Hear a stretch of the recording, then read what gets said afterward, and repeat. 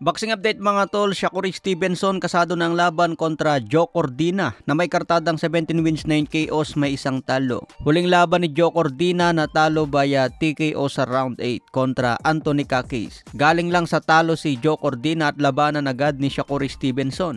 Nilabas na ang undercard sa bakbakan ni Arthur Beterbiev versus Dimitri Bivol ngayong October 12. Undercard si Shakur Stevenson versus Joe Cordina. Chris Eubank Jr. versus Camille Jeremeta. Then marami pang iba sa undercard. So hindi na lang pang main event ngayon si Shakur Stevenson. Dapat ang labanan ni Shakur Stevenson si William Cepeda, pero hindi nga po naikasa. Kaya napunta na lang si Shakur Stevenson kay Joe Cordina na katatalo lang sa huling laban. So abangan natin mga tol, malay natin ma-upset si Shakur Stevenson. Pero ang pinakamaganda talaga dyan, yung bakbakan ni Beterbiev versus Bivol. Sa ibang banda naman, Floyd Mayweather, sinagot na nga po ang rumors tungkol daw sa bakbakan ni Julio Chavez Sr. versus Mayweather. Dito sinagot ni Mayweather mga tol, sino bang Chavez yan? Yung junior o yung senior? Kahit sino sa dalawang Chavez na yan, pagsabayin ko na sa isang gabi.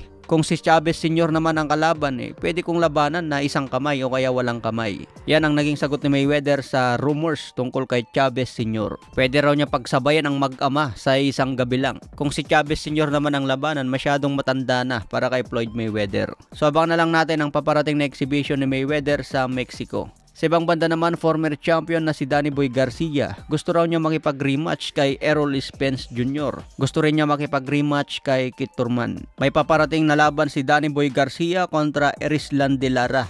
Undercard po ni Saul Alvarez versus Edgar Berlanga. Lalaban na ngayon si Danny Garcia sa middleweight division. Pero sa tagal ng panahon mga tol, interesado pa rin si Danny Garcia na lumaban kay Kit Thurman at Spence. May kartada ngayon si Danny Garcia na 37 wins, 21 KOs, may 3 talo. Nakuha niya ang talo na yan kay Kit Thurman, Sean Porter at kay Errol Spence Jr.